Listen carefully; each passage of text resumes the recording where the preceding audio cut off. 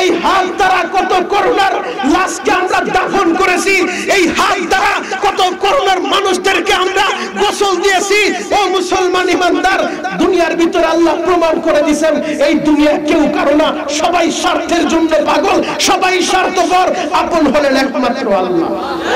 কথা বলেন ঠিক কিনা? আপন হলেন একমাত্র আল্লাহ, আপন হলো বিশ্ব নবী মুহাম্মদুর রাসূলুল্লাহ, যেই নবী বিনা স্বার্থে উম্মতের জন্য কাঁদেন, যেই নবী বিনা স্বার্থে উম্মতের মুক্তির জন্য পুরোটা জিন্দেগি ওয়াকফ করে দিলেন। যদি একমাত্র আপন হয় আল্লাহ, আল্লাহর রাসূলই আপন। কথা বলেন ঠিক কিনা? সবাই পর, সবাই পর। এই করোনা আক্রান্ত হয়ে নেতায় মারা গেলে, আরে তার কর্মীরা, যেই কর্মীরা সব সময় নেতার পিছে পিছে ঘুরে, করোনায় আক্রান্ত হয়ে নেতা মারা গেছে, কর্মীরা দেখতেও চায় না। কর্মী মারা গেছে যেই নেতার জন্য, কর্মী সব সময় পাগল, যেই নেতার জন্য কর্মী তার জীবনটা দিতে পারে। কর্মী করোনা হয়ে মারা গেছে, নেতা একটাবার দেখতেও যায় না, জানাজায় যায় না, দাফনে যায় না। তার মানে বোঝা যায় আল্লাহ প্রমাণ করে দিলেন দুনিয়ার মানুষে, দুনিয়ার সবাই পর, সবাই স্বার্থপর, আপন হলেন একমাত্র আল্লাহ। কথা বলেন ঠিক কিনা? একটা জান্নাতের বাগান, যদিও এটা আগামী কালকে খেলার মাঠ থাকবে, মাদ্রাসার মাঠ থাকবে, কিন্তু এই মুহূর্তে নবীর হাদিসের বাণী অনুযায়ী এটা একটা জান্নাতের বাগান। সুবহানাল্লাহ। যে মহান মালিক আপনাকে আমাকে জান্নাতের সামিয়ানায় বসার তৌফিক দান করেছেন, ওই মহান মালিকের দরবারে কণ্ঠের সর্বোচ্চ আওয়াজ দিয়ে অগণিত চিত্রে একবার শুকরিয়া আদায় করি আলহামদুলিল্লাহ। আল হাবিব দারুল উলুম কমপ্লেক্স মাদ্রাসা দশম বার্ষিক 2 দিন ব্যাপী ওয়াজ ও দোয়ার মাহফিল আজকে দ্বিতীয় দিনের সমাপনী অধিবেশনের প্রধান অতিথি শায়েখ হযরত মাওলানা ফরিদ আহমদ মাজহারি দামাত বরকাতুহুম মাদ্দাজিল্লু আলী। আজকের মাহফিল বরকাতুহুম মাদ্দাজিল্লু আলী।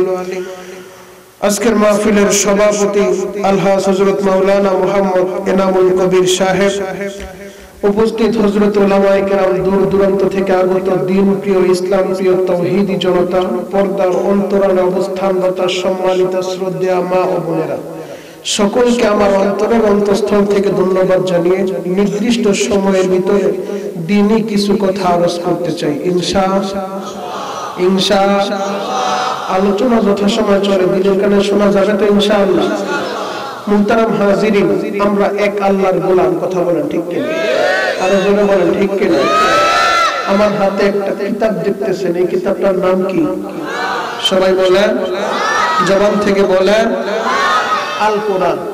আল্লাহ রাব্বুল আলামিন এই পৃথিবীর বুকে যত কিতাব পাঠিয়েছেন, কিতাব নাজিল করেছেন, আসমানি যত গ্রন্থ রয়েছে, এর ভিতরে সর্বশ্রেষ্ঠ যে গ্রন্থ, সেই গ্রন্থের নাম হলো আল কোরআন। কথা বলেন ঠিক কিনা?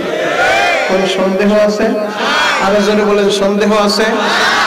এই কোরআন হেফাজতের জিম্মাদারি দুনিয়ার কোন মানুষকে দেন নাই, দুনিয়ার কোন রাজা বাদশাকে এই কোরআন হেফাজতের জিম্মাদারি দেন নাই। এই কোরআন হেফাজতের জিম্মাদারি রাখছেন একমাত্র আমার মালিকের কাছে। আল্লাহু আকবার বলেন। যার কারণে আজকে দুনিয়ার তাওরাত, মূল তাওরাত দুনিয়ার ভিতরে অবশিষ্ট নাই। ইনজিল, জাবুর, এই কিতাবগুলো বিকৃত হয়ে গেছে। মূল কিতাব যেভাবে আল্লাহ নাজিল করেছেন সেইভাবে সংরক্ষণ দুনিয়ার ভিতরে নাই। কিন্তু মহাগ্রন্থ আল কোরআন আল্লাহ যেইভাবে নাজিল করেছেন, কিয়ামত পর্যন্ত এইভাবে একটা নোক্তা, একটা জের জবর কেউ উলটপালট করতে পারবে না। কথা বলেন ঠিক কি? এর কারণ এই কোরআনের হেফাজতের জিম্মাদারি কার কাছে? আরো জোরে বলেন, কার কাছে? আল্লাহর কাছে। আল্লাহ এই কোরআন হেফাজত করবেন। হাফেজে কোরআন, লক্ষ লক্ষ হাফেজে কোরআন বাংলার জমিনে প্রতি বছর গরিবের সন্তান, রিকশা চালকের সন্তান, 7 বছর 10 বছর একটা ছেলের এই সিনার ভিতরে এই 30 পারা কোরআন আল্লাহ রাব্বুল আলামিন ঢুকায় দেয়। কথা বলেন ঠিক কিনা? আর জোরে বলেন ঠিক কিনা? সাধারণ একটা আদর্শলিপি বই এই বইটাও কিন্তু পুঙ্খানুপুঙ্খানু শুরু থেকে শেষ পর্যন্ত মানুষ মুখস্থ করে রাখতে পারে না। বাংলা বই মুখস্থ করলে উলটপালট হয়ে যায়, কিন্তু মালিক মহাগ্রন্থ আল কোরআন 30 পারার একটা কোরআন আমাদেরকে দান করলেন। এই কোরআনটা আল্লাহ যাকে ভালোবাসেন, যাকে পছন্দ করেন, ওই হাফেজে কোরআনের সিনার ভিতরে আল্লাহ এমন ভাবে হেফাজত করেন, একটা জের জবর নোক্তার কোনো পরিবর্তন হয় না। কথা বলেন ঠিক কিনা? এই কোরআনের বিরুদ্ধে যারাই গেছে তারাই মরছে। কথা বলেন, এই কোরআনের বিরুদ্ধে যারাই লড়ছে তারাই মরছে। আমরা মুসলমান, আমরা যতদিন বাঁচব এই কোরআনকে ভালোবেসে কোরআন নিয়ে বাঁচতে চাই। কথা বলেন ঠিক কিনা? রাজি আছেন না নাই? আরো জোরে বলেন, রাজি আছেন না নাই? যতদিন বাঁচবো কোরআনের পক্ষে থাকবো। কোরআনী যেই মাদ্রাসাগুলোতে কোরআনের ফ্যাক্টরি, যেই জায়গার ভিতরে হাফেজে কোরআন তৈরি হয়, এই মাদ্রাসার পক্ষে আমরা থাকবো। কথা বলেন ঠিক কিনা? আরো জোরে বলেন ঠিক কিনা? আল্লাহ রাব্বুল আলামিন পৃথিবীর বুকে অনেক পয়গম্বর পাঠিয়েছেন। পয়গম্বর মুসা আলাইহিস সালাতু ওয়াস সালাম জবরদস্ত পয়গম্বর, যার সাথে আল্লাহ কথা বলতেন। এই মুসা আলাইহিস সালাতু ওয়াস সালামের একটা উপাধি হলো, লকব হলো কালিমুল্লাহ, যে আল্লাহর সাথে কথা বলতেন। আল্লাহু আকবার বলেন না? তো মুসা আলাইহিস সালাতু ওয়াস সালাম আল্লাহর সাথে কথা বলতে যান তুর পাহাড়ে উঠে। একদিন আল্লাহকে প্রশ্ন করলেন, আল্লাহ, আমি যে আপনার সাথে এত কথা বলি, আপনার সাথে আমার সম্পর্ক কত গভীর, কত গভীর, আমি আপনার সাথে কত কথা বলি, আমার মতো এমন মর্যাদা আর কাউকে আপনি দিবেন? আমার আল্লাহ সেদিন বলে, ও মুসা, এ মুসা রে, তুমি যদি আমি আল্লাহর সাথে কথা বলতে চাও, তোমার বাড়িতে বসে আমার সাথে কথা বলা যায় না। তোমার বাড়ি থেকে তুমি আলাদা হয়ে পায়ে হেঁটে হেঁটে কষ্ট করে করে তুর পাহাড়ে চলে আসো রে মুসা। তুর পাহাড়ের নিচ থেকে এই পাহাড়ের উপরে আস্তে আস্তে কষ্ট করে করে পাহাড়ের উপরে উঠে যাও, যেই জায়গার ভিতরে আমার আল্লাহ মুসা নবীকে জুতা নিয়ে উঠতে দেয় না। আল্লাহ বলে, মুসা জুতা খুলে উঠো, এটা পবিত্র জায়গা। ওই পবিত্র জায়গার ভিতরে যাওয়ার পরে আল্লাহর সাথে মুসা নবী কথা বলে। কিন্তু আমার আল্লাহ জানায় দেয়, এ মুসা রে, আমি আল্লাহ দুনিয়ার ভিতরে এমন এক শ্রেণীর মানুষ পাঠাবো যাদেরকে আমি আল্লাহ এমন একটা কিতাব দিব। আজকে তুমি আমার সাথে কথা বলতে চাইলে তুর পাহাড়ে চলে আসো রে মুসা। কিন্তু আমি আল্লাহ আখিরি জামানায় আমার বন্ধুর এমন এক শ্রেণীর উম্মত পাঠাবো, যেই উম্মতদেরকে আমি আল্লাহ এমন একটা কিতাব দিব। আমার ওই কিতাবটা ভরা আমি আল্লাহর বয়ান থাকবে, ওই কিতাবটা ভরা আমি আল্লাহর কথা থাকবে। আমার বান্দা যখন চায় ওই কিতাবটা খুললেই আমি আল্লাহর সাথে কথা বলতে পারবে। আর আসতে বলেন, একজন গরিবের সন্তান 10 বছর 5 বছরের একটা বালক, রাত্রিবেলা আপনারা মাদ্রাসার কাছে এসে দেখবেন রাত 3টার সময় এই মাদারীপুরের ব্যাংক ব্যালেন্স গুলো বন্ধ হয়ে যায়, শিল্পপতির ঘরের দরজায় তালা লেগে যায়। ও মুসলমান ইমানদার, নেতা কর্মীদের ঘরের দরজা বন্ধ হয়ে যায়, কিন্তু রাত 3টার সময় আপনারা মাদ্রাসাগুলোর ভিতরে একটু এসে দেখবেন, হেফজখানার পাশে দাঁড়ায় দেখবেন এই শীতের সময় ঠান্ডা পানি দিয়ে ওযু বানাইয়া গরিবের সন্তান, রিকশা চালকের সন্তান, দিন মজুরের সন্তান, 5 বছর 7 বছরের একটা সন্তান ঠান্ডা পানি দিয়ে ওযু বানাইয়া রাত 3টার সময় আল্লাহর কোরআন নিয়ে আল্লাহর সাথে কথা বলতে বসে যায়। ওই ছেলেটা জুলে জুলে বলতে থাকে, আলহামদুলিল্লাহি রাব্বিল আলামিন আর রহমানির রহিম মালিক ইয়াউমিদ্দিন। ওই বান্দা তেলাওয়াত করে আলহামদুলিল্লাহি রাব্বিল আলামিন, সমস্ত প্রশংসার মালিক কে? আর জোরে বলেন কে? আর রহমানির রহিম। বান্দা তেলাওয়াত করে তিনি রহমান, তিনি রহিম। আমার আল্লাহ জবাব দেয়, সাদাক্তা ইয়া আবদি, বান্দা তুমি সত্য কথা বলছো, আমি আল্লাহ রহমান। আল্লাহু আকবার। আর জোরে বল আল্লাহু আকবার। যেই কথাটা বলতেছিলাম যে আল্লাহ রাব্বুল আলামিন আখিরি জামানার পয়গম্বরকে এত শ্রেষ্ঠত্ব দান করছেন, তার উম্মতদেরকে এত মর্যাদা দান করছেন। মুসা আলাইহিস সালাতু ওয়াস সালাম আল্লাহর সাথে কথা বলতে চাইলে তুর পাহাড়ে চলে যায়, তুর পাহাড়ে গিয়ে আল্লাহর সাথে কথা বলে। কিন্তু নবী মুহাম্মদের উম্মতদের আল্লাহ এত মর্যাদা দিলেন, এত মর্যাদা দিলেন, প্রত্যেকের ঘরে ঘরে যখন মন চায় মালিকের সাথে কথা বলবে। একজন রিকশা চালকও পবিত্র অবস্থায় জায়নামাজটা বিছায়া কোরআন তেলাওয়াত করলে মালিকের সাথে কথা বলা যায়। একজন দিন মজুরও মালিকের সাথে কথা বলতে পারে, একজন নাবালেগ বাচ্চাও মালিকের সাথে কথা বলতে পারে, একজন যুবকও মালিকের সাথে কথা বলতে পারে। কথা বলে ঠিক কি? এটা হলো নবী মুহাম্মদের উম্মতের মর্যাদা। কথা বলেন ঠিক কি না? আরো জোরে বলেন ঠিক কি না? অন্য নবীর উম্মতদেরকে আল্লাহ এত মর্যাদা দেন নাই, এত শ্রেষ্ঠত্ব দান করেন নাই। একমাত্র নবী মুহাম্মদুর রাসূলুল্লাহ সাল্লাল্লাহু আলাইহি ওয়াসাল্লামের উম্মতদেরকে আল্লাহ এত মর্যাদা দিয়েছেন, এত শ্রেষ্ঠত্ব দান করেছেন। এত মর্যাদা পাওয়ার পরে, এত শ্রেষ্ঠত্ব আল্লাহ আমাদেরকে দান করার পরেও আমরা আমাদের মর্যাদা বুঝি না, আমরা আমাদের দাম বুঝি না।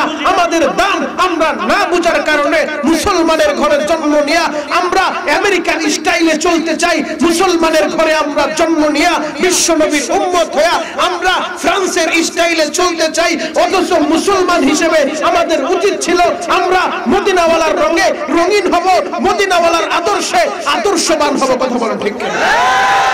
এটাই ছিল আমাদের চাওয়া, এটাই ছিল আমাদের পাওয়া। কিন্তু আমরা আমাদের দাম বুঝি না, আমরা আমাদের মর্যাদা বুঝি না, আমরা আমাদের মর্যাদা কেমন বুঝি না। উদাহরণ দিলে আপনারা বুঝবেন, আমার সাথে জবাব দিবেন। আমার বাংলাদেশ, এই স্বাধীন বাংলাদেশের জাতীয় একটা পাখি আছে, পাখিটার নাম আপনাদের জানা আছে? সবাই বলেন আরো জোরে, জোর হলো না? আমার বাংলাদেশের জাতীয় পাখির নাম হলো দোয়েল। আমি আপনাদের কাছে জানতে চাই, ও মাদারীপুরের মুসলমান, ওই জাতীয় পাখি ওই বেচারা কি জানে সে বাংলাদেশের জাতীয় পাখি? আরো জোরে বলেন, জানে? জাতীয় পাখি দোয়েল, কিন্তু দোয়েল বেচারি নিজে জানে না যে আমি একটা দেশের, স্বাধীন দেশের জাতীয় পাখি। এই মর্যাদা যদি সে জানতো তাহলে সে এই মোল্লাচর আর রাজাচর আলিয়ার খার বাথরুমের কাছে গাছের ডালে বসে থাকতো না। সে যদি জানতো আমি বাংলাদেশ নামক একটা দেশের জাতীয় পাখি, আমি কেন বাথরুমের কাছে ডালে ডালে বসে থাকবো? আর আমি তো বাংলাদেশের জাতীয় পাখি, বাংলাদেশের জাতীয় সংসদের স্পিকারের চেয়ারের ডান পাশে বসবো। কথা বলেন ঠিক কি? দোয়েল জাতীয় সংসদে স্পিকারের পাশে বসে না কেন? তার দাম সে জানে না। কথা বলেন ঠিক কি? আরো জোরে বলেন ঠিক কি না? তো আমরা মুসলমান, আমাদের দাম আল্লাহ এত বাড়াইলেন, আমাদের মর্যাদা আল্লাহ এত বাড়াইলেন, আমাদের কেমন নবীর উম্মত বানাইলেন যেই নবীর উম্মত হওয়ার জন্য মুসা নবী পর্যন্ত আল্লাহর কাছে অ্যাপ্লিকেশন করছে, দরখাস্ত দিয়েছে, আল্লাহ আপনার সাথে কথা বলতে আসলে 1 ঘন্টা কথার ভিতরে পুরো 1 ঘন্টায় শুধু মুহাম্মদুর রাসূলুল্লাহর প্রশংসা, নবী মুহাম্মদের প্রশংসা, তার উম্মতের প্রশংসা। ওই নবীর যদি এত দাম হয়, ওই নবীর যদি এত মর্যাদা হয়, আমি মুসার নবুয়তির দরকার নাই। নবুয়তির লিস্টি থেকে, নবুয়তির খাতা থেকে আমি মুসার নামটা কেটে দিয়া মুহাম্মদুর রাসূলুল্লাহর উম্মত হিসেবে আমারে কবুল করেন। আল্লাহু আকবার। আরো জোরে বলেন আল্লাহু আকবার। ও মাদারীপুর শিবচরের মুসলমান, আমি আপনাদের কাছে জানতে চাই, আপনারা কি কোনোদিন দরখাস্ত দিছিলেন আল্লাহ আমাদেরকে নবী মুহাম্মদের উম্মত বানাও? দরখাস্ত দিছেন? আমরা দরখাস্ত দেই নাই, আমরা অ্যাপ্লিকেশন করি নাই, আমরা আবেদন করি নাই। বিনা দরখাস্তে, বিনা অ্যাপ্লিকেশনে, বিনা আবেদনে আল্লাহ মুহাব্বত করলেন, ভালোবাসলেন, যাচাই করলেন, বাছাই করলেন। আমরা তো ছিলাম রূহের জগতে, আলামে আরওয়াহ। ওই রূহের জগতে কোটি কোটি রূহ, দুনিয়ার শুরু থেকে শেষ পর্যন্ত, কিয়ামত পর্যন্ত, সাইয়েদনা আদম থেকে কিয়ামত পর্যন্ত যত মানুষ দুনিয়াতে আসবে, সমস্ত মানুষের রূহগুলা আল্লাহ রূহের জগতে আলামে আরওয়াহের ভিতরে রেখে দিয়েছিলেন। সেই জায়গা থেকে এই রাজারচর মোল্লার কান্দির এই গ্রামের মানুষদেরকে আল্লাহ সিলেক্ট করলেন, যাচাই করলেন, বাছাই করলেন, মার করলেন, আলাদা রেখে দিলেন। এই মানুষগুলাকে মুসা নবীর উম্মত হিসেবে পাঠায় নাই। এই মানুষগুলাকে আখিরি জামানার উম্মতদেরকে আমাদেরকে আল্লাহ আদম নবীর জামানায় পাঠায় নাই, নূহ নবীর জামানায় পাঠায় নাই, ঈসা নবীর জামানায় পাঠায় নাই, দাউদ নবীর জামানায় পাঠায় নাই, সালেহ আলাইহিস সালাতু ওয়াস সালামের জামানায় পাঠায় নাই। আল্লাহ এমন এক নবীর উম্মত বানিয়ে দিয়েছেন যেই নবী ইমামুল মুরসালিন, সর্বশ্রেষ্ঠ নবী, সর্বশ্রেষ্ঠ রাসূল, সর্বশ্রেষ্ঠ রাসূলের সর্বশ্রেষ্ঠ উম্মত হিসেবে আমাদেরকে দুনিয়ায় পাঠাইছেন। আল্লাহু আকবার। এবার চিন্তা করে দেখেন আপনার আমার দাম কত, আপনার আমার মর্যাদা কত। আরে আমরা তো এমন নবীর উম্মত, আমরা তো এমন নবীর উম্মত যেই নবী জান্নাতে প্রবেশ করার আগ পর্যন্ত দুনিয়ার কোন নবী জান্নাতে ঢোকার পারমিশন নাই। যেই নবীর উম্মতেরা জান্নাতে ঢোকার আগ পর্যন্ত দুনিয়ার কোন নবীর উম্মতেরা জান্নাতে ঢোকার পারমিশন নাই। যে যখন আমাদের নবী জান্নাতে ঢুকবে, জান্নাত উদ্বোধন করবে, অন্যান্য নবীরা জান্নাতে ঢোকার পারমিশন পাবে। যখন আমাদের নবীর উম্মতেরা আমরা জান্নাতে ঢুকবো, অন্যান্য নবীর উম্মতেরা জান্নাতে ঢোকার পারমিশন পাবে। ও মাদারীপুরের মুসলমান, ও শিবচরের মুসলমান, যদি আমাদের দাম এত হয়, আমাদের মর্যাদা এত হয়, আমাদের নবীর কারণে আমাদেরকে আল্লাহ এত ভালোবাসেন, এত মহব্বত করেন, এত পছন্দ করেন, এরপরেও যদি আমার দেশের ভিতরে আমার নবীকে গালি দেয়, আমার দেশের ভিতরে আমার নবীকে নিয়ে ব্যঙ্গ করে, আমার দেশের ভিতরে আমার নবীকে নিয়ে কটূক্তি করে, ও শিবচরের মুসলমান, ও বাচ্চরের মুসলমান, ও রাজারচরের মুসলমান, ও আরিয়ারখার মুসলমান, তোমার কলিজায় কি আগুন লাগে না? তোমার কলিজায় কি ব্যথা লাগে না? আজকে তোমার নেতার বিরুদ্ধে কথা বললে তোমার কলিজায় আগুন লেগে যায়। তোমার বাবার বিরুদ্ধে কথা বললে তুমি অ্যাকশনে চলে যাও। তোমার মায়ের বিরুদ্ধে কথা বললে তুমি তার সাথে যুদ্ধে লিপ্ত হয়ে যাও। কিন্তু মুহাম্মদুর রাসূলুল্লাহ সর্বশ্রেষ্ঠ নবী, সর্বশ্রেষ্ঠ রাসূল, যেই নবী উম্মতের দরদি, উম্মতের জন্য পুরোটা জিন্দেগি কেটেছেন, উম্মতের জন্য হায়াতুন নবী দুনিয়াতে থাকা অবস্থায় কেঁদেছেন। এখনো পর্যন্ত রওজা মোবারকে উম্মতি উম্মতি বলে কাঁদে, হাসরের ময়দানেও উম্মতের জন্য কাঁদবেন। ওই নবীকে যদি কোনো কুলাঙ্গার আরেকটা বার বকা দেয়, আরেকটা বার কটূক্তি করে, ওই কুলাঙ্গার যদি শিবচর মাদারীপুরের জন্য নেয়, ওরে যদি হাতের নাগালে পাই, ওরে জান্নাতে ফেলতে কারা কারা রাজি আছেন? কারা কারা রাজি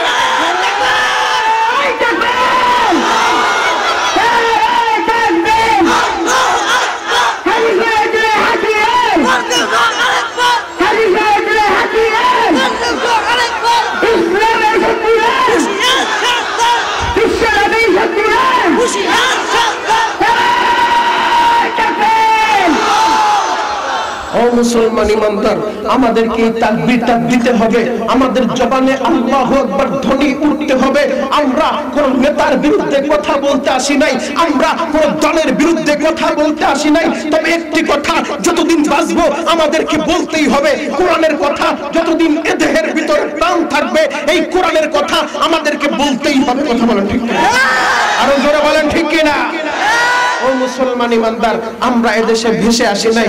আমিও আপনাদের এই ফরিদপুরের সন্তান, আমার বাড়ি ওই শরীয়তপুর, আপনার বাড়ি মাদারীপুর। ও মুসলমান ইমানদার, দীপ্ত কণ্ঠে একটা আওয়াজ দিবেন, যতদিন বাঁচবো এই কোরআন নিয়ে বাঁচতে চাই। কথা বলেন ঠিক কিনা? আরো জোরে বলেন ঠিক কিনা?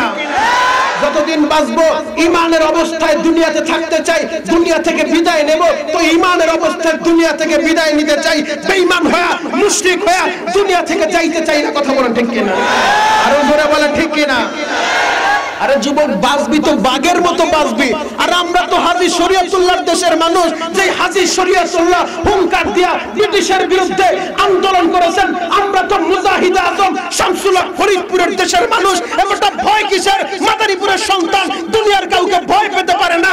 যে মুজাহিদ আজম শামসুল হক ফরিদপুরি ক্ষমতায় থাকা আইয়ুব খানকেও পরোয়া করেন নাই কোরআনের কথা বলতে গিয়ে। আমরা তো বঙ্গবন্ধু শেখ মুজিবুর রহমানের দেশের মানুষ। যে বঙ্গবন্ধু শেখ মুজিবুর রহমান 1971 সালে যখন বক্তৃতা দিয়েছেন, তার বক্তব্য শুনে, তার বক্তৃতার পাওয়ারে এদেশের মানুষ যুদ্ধের জন্য, দেশকে রক্ষা করার জন্য খান পাঠানদেরকে এদেশ থেকে কুত্তার মতো পিটিয়ে তাড়াতে বাধ্য করেছে। কথা বলেন ঠিক না? এই মাদারীপুরের মুসলমান বাঁচবো তো বাঘের মতো বাঁচবো। কথা বলেন ঠিক কিনা? বাঁচবো তো সিংহের মতো গর্জন দিয়ে একদিন বাঁচবো, শ্রীগালের মতো 100 বছর বাঁচার কোনো ইচ্ছা আমাদের নাই। কথা বলেন ঠিক কিনা? জীবন যখন আল্লাহ দিয়েছেন, মৃত্যু একবার হয়েই যাবে, আজ হোক আর কাল হোক। আপনার আমার চোখের সামনে কত নেতা এই করোনার সবলে আক্রান্ত হয়ে দুনিয়া থেকে বিদায় নিয়েছে। কথা বলেন ঠিক কিনা? আমরা দেখেছি বাদান, আমরা দেখেছি এই হাত দ্বারা কত করোনার লাশকে আমরা দাফন করেছি, এই হাত দ্বারা কত করোনার মানুষদেরকে আমরা গোসল দিয়েছি। ও মুসলমান ইমানদার, দুনিয়ার ভিতরে আল্লাহ প্রমাণ করে দিয়েছেন এই দুনিয়া কেউ কারো না, সবাই স্বার্থের জন্য পাগল, সবাই স্বার্থপর, আপন হলেন একমাত্র আল্লাহ। কথা বলেন ঠিক কিনা? আপন হলেন একমাত্র আল্লাহ, আপন হলো বিশ্বনবী মুহাম্মদুর রাসূলুল্লাহ, যেই নবী বিনা স্বার্থে উম্মতের জন্য কাঁদেন, যেই নবী বিনা স্বার্থে উম্মতের মুক্তির জন্য পুরোটা জিন্দেগি ওয়াকফ করে দিলেন। যদি একমাত্র আপন হয় আল্লাহ, আল্লাহর রাসূলই আপন। কথা বলেন ঠিক কিনা? সবাই পর, সবাই পর। এই করোনা আক্রান্ত হয়ে নেতায় মারা গেলে আরে তার কর্মীরা, যেই কর্মীরা সব সময় নেতার পিছে পিছে ঘুরে, করোনায় আক্রান্ত হয়ে নেতা মারা গেছে, কর্মীরা দেখতেও যায় না কর্মী মারা গেছে। যেই নেতার জন্য কর্মী সব সময় পাগল, যেই নেতার জন্য কর্মী তার জীবনটা দিতে পারে, কর্মী করোনা হয়ে মারা গেছে, নেতা একটাবার দেখতেও যায় না, জানাজায় যায় না, দাফনে যায় না। তার মানে বোঝা যায় আল্লাহ প্রমাণ করে দিলেন দুনিয়ার মানুষরে, দুনিয়ার সবাই পর, সবাই স্বার্থপর, আপন হলেন একমাত্র আল্লাহ। কথা বলেন ঠিক কিনা? এই জন্য যতদিন বাঁচবো ঈমান নিয়ে বাঁচতে চাই। রাজি আছেন না নাই? আরো জোরে বলেন রাজি আছেন না নাই? ঈমান নিয়ে আমরা বাঁচতে চাই, ঈমান নিয়ে মরতে চাই। ঈমান নিয়ে যদি মরতে পারি, এই দুনিয়ার জন্য আজকে আমরা পাগল। ঈমান নিয়ে যদি আপনি কবরে যেতে পারেন বাজান, এই দুনিয়া না, এই দুনিয়ার শুধু একটা দুইটা না, আল্লাহ যাকে সবচেয়ে ছোট জান্নাত, যে ঈমানদারকে সবচেয়ে ছোট জান্নাত আল্লাহ দান করবে, তার জান্নাতের এরিয়া হলো, তার জান্নাতের বাউন্ডারি হলো, তার জান্নাতের সীমানা হলো এই দুনিয়ার 10টা দুনিয়ার সমান একটা জান্নাত আল্লাহ তাকে উপহার দিয়ে দিবে। আর আসতে বলে, তাহলে চিন্তা করে দেখেন আল্লাহ কত দয়ালু, আল্লাহ কত বড় রহমান, আল্লাহ রহিম, আল্লাহর মতো দয়ালু আর কেউ নাই। আমি আজকে খুতবার ভিতরে যে আয়াতে কারিমা তেলাওয়াত করেছি, এই আয়াতটা পবিত্র কোরআনের আল্লাহ রাব্বুল আলামিন 30 পারা কোরআনের ভিতরে সবচেয়ে মধ্যবর্তী যেই সূরা 15 নম্বর পারার 12 নম্বর পৃষ্ঠা থেকে শুরু হয়েছে সূরাতুল কাহাফ। এই কাহাফ থেকে একটি আয়াতে কারিমা তেলাওয়াত করেছি। এই সূরাতুল কাহাফের ভিতরে আল্লাহ জানায়া দিলেন ঈমানদার কাকে বলে। ঈমানদার কাকে বলে? যাদের ঈমানের পাওয়ারে রাষ্ট্র তাদের বিরুদ্ধে চলে গেছে, কিন্তু ঈমানদার তাদের ঈমানের উপরে অটল থাকার কারণে যেই ঘটনা দিয়া পুরো পৃথিবী আল্লাহ নাড়াচাড়া দিয়ে বুঝায় দিলেন ঈমানদার যদি একজন হয়, ঈমানদার যদি দুইজন হয়, ঈমানদার যদি 5 জন হয়, ঈমানদার যদি 7 জন হয়, সমাজ তাদের বিরুদ্ধে চলে যেতে পারে, কিন্তু ঈমানদার যদি ঈমানের উপরে অটল থাকে, আল্লাহর উপরে ঈমানের কারণে ঈমানের উপর যদি ইস্তিকামত থাকতে পারে, ঈমানদারদের জন্যই রয়েছে সফলতা। কথা বলেন ঠিক কিনা? আরো জোরে বলেন ঠিক কিনা? এই পৃথিবীতে আল্লাহ ঈমানদারদেরকেও ক্ষমতা দিবেন, বেঈমানকেও ক্ষমতা দিবেন। ঈমানদারদেরকে দিয়ে আল্লাহ প্রমাণ করে দিবেন দুনিয়ার মানুষরে, আমি আল্লাহ ঈমানদারদেরকে ক্ষমতা দিলাম, তারা ক্ষমতা পেয়ে আমি আল্লাহকে ভুলে যায় নাই। আবার বেঈমান ফিরআউনকেও ক্ষমতা দিলাম, ফিরআউন ক্ষমতা পাওয়ার পরে, চেয়ার পাওয়ার পরে, সম্পদের মালিক হওয়ার পরে যিনি আল্লাহকে ভুলে গেলেন, তার দেশের ভিতরে কেউ আল্লাহর নাম নিতে পারবে না, বরঞ্চ আনা রব্বুকুমুল আলা ঘোষণাই করে ফেললেন, ডিক্লারেশনই দিয়ে ফেললেন, আমি বড় খোদা। ঈমানদার কেউ ক্ষমতা পাওয়ার পরে আল্লাহর কাছে মাথা নত করে, আবার বেঈমান ক্ষমতা পাওয়ার পরে অহংকারী হয়ে, বেঈমান ক্ষমতা পাওয়ার পরে আল্লাহর নাম দেশ থেকে বন্ধ করে দেয়। কথা বলেন ঠিক না? তো এমন একটা ঘটনা আপনাদেরকে আজকে শোনাবো। ও মুসলমান ঈমানদার, আপনাদের শুনতে মন চায় তো ইনশাআল্লাহ? কষ্ট হয়? শেষ করে দিব? আল্লাহু আকবার বলেন তো। আরো জোরে বলেন আল্লাহু আকবার। মক্কার কাফির আর বেঈমানেরা আল্লাহর নবীর দরবারে আসলেন, নবীজির কাছে এসে বলতেছেন, ও মুহাম্মদ বাতিজা আমাদের, আমরা তোমার দরবারে চলে এসেছি। উতবা, সাইবা, আবু জাহেলের মতো বড় বড় কাফের লিডাররা একত্রিত হয়ে নবীর বাড়িতে আসছে। এসে বলে, বাতিজা ও মুহাম্মদ ইবনে আব্দুল্লাহ, আব্দুল্লাহর সন্তান মুহাম্মদ, আমরা তো তোমার কাছে চলে এসেছি। নবীজির দিলটা বড় হয়ে গেছে। চাচাজি আপনারা আমার বাড়িতে আসছেন, কি ব্যাপার? তখন সবাই একসাথে বলতেছে, বাতিজা আমরা নিয়ত করছি আমরা কালিমা পড়ে মুসলমান হয়ে যাব। এই কথাটা শুনে নবীজির দিলটা বড় হয়ে গেল। চাচাজি আপনি বলেন কি? আপনারা বলেন কি? আরে আপনারা যদি কালিমা পড়বেন, আমার মতো সুখী তো এই দুনিয়াতে আর কেউ নাই। আমি তো আপনাদের দাঁড়ে দাঁড়ে ঘুরি, আপনারা আমাকে এত বকেন, আপনারা আমাকে এত মারেন, এত কটাক্ষ করেন, এরপরও বারবার শুধু আপনাদের দরবারে যাই, আপনাদেরকে বুঝাই এই দুনিয়া থাকার জায়গা না, কবরের জিন্দেগি, যেই জিন্দেগির শুরু হবে আর শেষ হবে না। আপনারা এক আল্লাহর প্রতি ঈমান আনেন, এক আল্লাহর প্রতি ঈমান আনেন, লাত উজ্জার এই পূজা আপনারা বন্ধ করেন, এই দাওয়াত সব সময় আপনাদের কাছে দেই, আর আপনারা আমার বাড়িতে এসে বলতেছেন আপনারা কালিমা পড়ে মুসলমান হয়ে যাবেন, আমি মুহাম্মদের মতো খুশি, আমি মুহাম্মদের মতো সুখী, এই দুনিয়াতে আর কেউ হবে না। আল্লাহু আকবার। এই কথাটা বলে নবীজির দিলটা বড় হয়ে গেছে। ইন দি মিন টাইমে বেঈমানেরা বলে বাতিজা ইমাম তো আনবো, তবে শর্ত আছে। নবীজির মুখটা মলিন হয়ে গেল, কিছুক্ষণ আগে হাসি এখন মুখটা মলিন হয়ে গেছে। বাজার চাচাজি কি আবার শর্ত? বাতিজা আমরা তোমার কাছে কয়েকটা প্রশ্ন করব, যদি প্রশ্নের জবাব দিতে পারো তাহলে বুঝবো তুমি সত্যি সত্যি।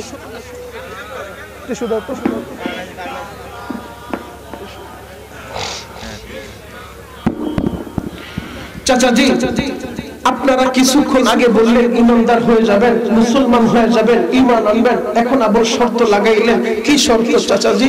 তখন তারা বলে আমরা কয়েকটা প্রশ্ন করব, যদি প্রশ্নের জবাব দিতে পারো তাহলে বুঝবো তুমি সত্য নবী, এতে কোনো সন্দেহ নাই। আমরা কালিমা পড়ব, ঈমান আনবো, ঈমানদার হব।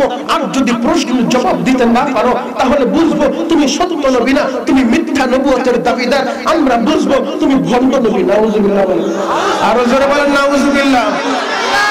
নবীজি বললেন ঠিক আছে চাচাজি আপনারা বলেন কি প্রশ্ন। ভাতিজা তোমাকে এক নাম্বার প্রশ্ন হলো, ও ভাতিজা তুমি আমাদেরকে শোনায় দাও সেই আসহাবে কাহফের ঘটনা। ইন্না আসহাবাল কাহফি ওয়ার রাকিম আম হাসিবতা আন্না আসহাবাল কাহফি ওয়ার রাকিম। ভাতিজা তুমি আমাদেরকে আসহাবে কাহফের ঘটনা শোনায় দাও, সেই গুহাবাসীদের ঘটনা শোনায় দাও, যাদের ঘটনা দিয়া পুরো দুনিয়াকে আল্লাহ লাড়াচাড়া দিয়েছেন, সেই ঘটনা আমাদেরকে শোনায় দিবা। দুই নম্বর প্রশ্ন হলো, ও ভাতিজা ওই বাদশা সম্পর্কে আমরা জানতে চাই যেই বাদশা যুলকারনাইন পৃথিবীর পূর্ব থেকে পশ্চিম দিগন্ত পর্যন্ত পুরো দুনিয়া সফর করেছেন, ওই বাদশা সম্পর্কে আমরা জানতে চাই। তিন নম্বর প্রশ্ন হলো রূহ কি জিনিস? ইয়াসআলুনাকা আনির রূহ, হে নবী তারা আপনাকে রূহ সম্পর্কে প্রশ্ন করলো, এই রূহ কি? মানুষের বডির ভিতর থেকে যে রূহ বের হয়ে যায় এই রূহটা কি? এই তিনটা প্রশ্নের জবাব আমরা শুনতে